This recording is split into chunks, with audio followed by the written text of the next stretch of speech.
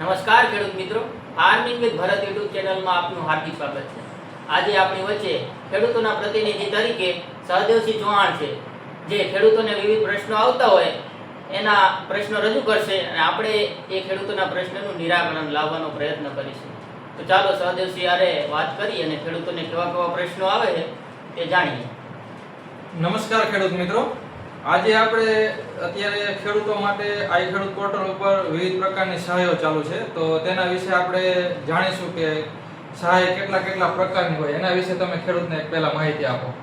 જો સહાયમાં તો એવું છે કે સહાય ઘણા બધા પ્રકારની હોય। ખેતીને લગતી સહાય હોય, પશુપાલનને લગતી સહાય હોય, બાગાયતને લગતી સહાય હોય, કે પછી આત્માની સહાય હોય। આવી વિવિધ અલગ અલગ ખાતાની અલગ અલગ સહાય હોય। આ ખેડૂત પોર્ટલમાં પણ એવી રીતે ખાતા વાઇઝ સહાય મળતી હોય, અલગ અલગ ખાતાની અલગ અલગ કેટેગરી વાઇઝ સહાય મળતી હોય ને એમાં આપણે ફોર્મ ભરીએ છીએ। અને ખેડૂત મિત્રોને આપણે સહાયનું ફોર્મ ભરવું હોય તો એ કેવી રીતે ફોર્મ ભરી શકે?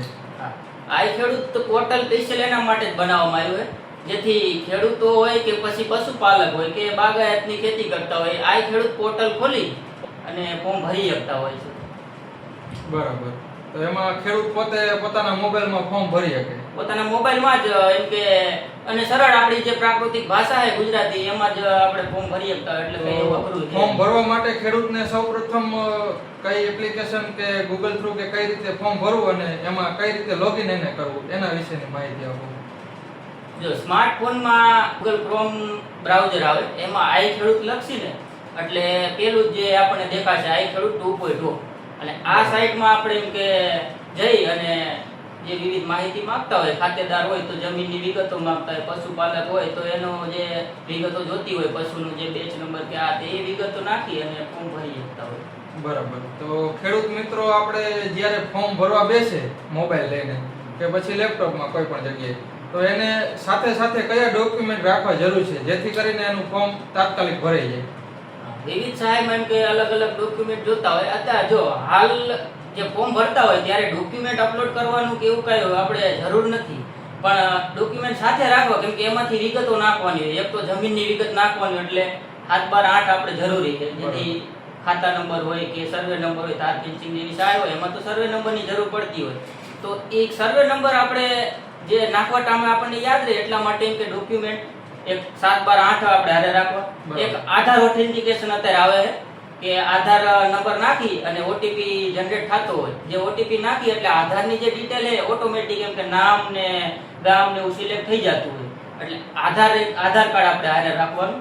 અને બીજું બેંક ડિટેલ કે બેંકની ચોપડી હારે રાખશું, જેથી જે બેંકનો ખાતા નંબર હોય, એનું નામ હોય, બેંકનો આઈએફસી કોડ હોય, આ બધું જે વિગતો જરૂર પડતી હોય તો એના માટે આપણે બેંકની વિગત એમ કે આ ડોક્યુમેન્ટ જે 3 છે એ સાથે રાખીને બેસી તો એમ કે ઝડપથી ફોર્મ આપણું ભરાઈ જાય। બરાબર, અને ખેડૂત મિત્રોએ વિવિધ યોજનામાં ફોર્મ ભર્યા પછી એની કેવી રીતે પ્રોસેસ હોય છે, એની પ્રિન્ટ કાઢી હોય કે સબમિટ થઈ ગયું કે ન થઈ ગયું કઈ રીતના ખબર પડે એના માટે થોડુંક જણાવો।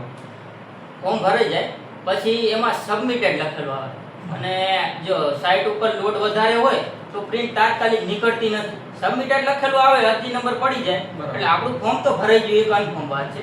પણ પ્રિન્ટ ન નીકળી હોય તો ગભરાવાની જરૂર નથી, પ્રિન્ટ 2-4 દી પછી પોર્ટલ થોડું હળવું થાય તો પ્રિન્ટ 2-4 દી પછી નીકળી જતી હોય। એમ અરજી નંબર આપણે નોંધી લઈ, જેથી ગમે ત્યારે આપણે જે પ્રિન્ટ કાઢવી હોય તો અરજી નંબર નાખી અને પ્રિન્ટ કાઢી દઈએ। ટૂંકમાં સબમિટેડ લખેલું આવે એટલે આપણું ફોર્મ ભરે। બરાબર, ફોર્મ ભરાઈ ગયું એના પછીની પ્રોસેસ શું હોય છે આગળ, કે ખેડૂતને કઈ રીતના ખબર પડે કે એનું ફોર્મ ભરાઈ ગયું છે અને આગળ એનો વારો આવશે કે નહીં આવે?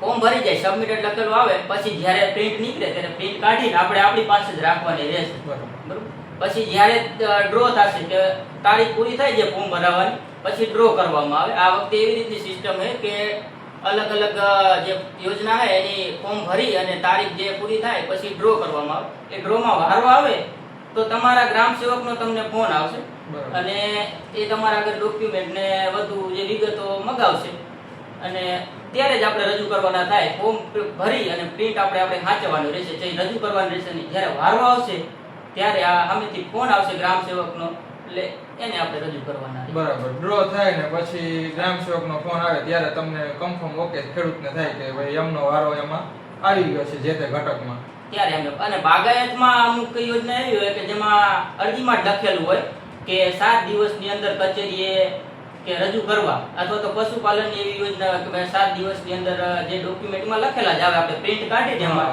નીચે એટલા ડોક્યુમેન્ટ રજૂ કરવાના. તો ખેતીવાડી શાખામાં એવી રીતનું હોય કે જ્યારે ડ્રો થાય, ફોર્મ ભરવાના પૂરા થશે, તારીખ પૂરી થાય પછી ડ્રો થાય પછી જ આપણે એમ કે ડોક્યુમેન્ટ રજૂ કરવાના થાય. બરાબર. ખેડૂતને કોઈ ગ્રામ સેવક થ્રુ જ માહિતી મળે કે એનું એ ઘટક પાસ થયું છે કે તે પછી, અથવા કોઈ મેસેજ દ્વારા કે કોઈ બીજી કોઈ અન્ય રીતે ખેડૂતને ખબર પડે કે એનું પાસ થયું છે કે નહીં?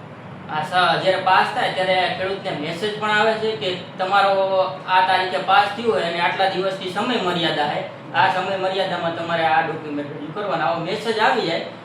બરાબર. તો જોયું ને ખેડૂત મિત્રો, આપણે ટોટલી માહિતી દીધી યોજના માટે, તો ખૂબ ખૂબ આભાર તેમનો, અને બાકીની વાત પોતે જ કરશે. તો આવી અલગ અલગ આપણે ખેડૂતોને મૂંઝવતા પ્રશ્નો હોય એ આપણે આપણી ચેનલમાં લેતા હોઈએ છીએ. તો આપણી આ ચેનલમાં જોડાયેલા રહો. ફાર્મિંગ વિથ ભરત જે ચેનલ છે એને સબસ્ક્રાઇબ કરો અને બેલ આઇકન દબાવો અને વિડીયોને લાઈક કરો, જેથી અમારા વિડીયો તમારા સુધી પહોંચી રહે. અને તમને મૂંઝવતા પ્રશ્નો કોમેન્ટમાં જણાવજો, જેથી આપણે આગળ પણ એનું સમાધાન લાવતા રહીશું. જય ભારત, જય હિન્દ, જય જવાન, જય કિસાન.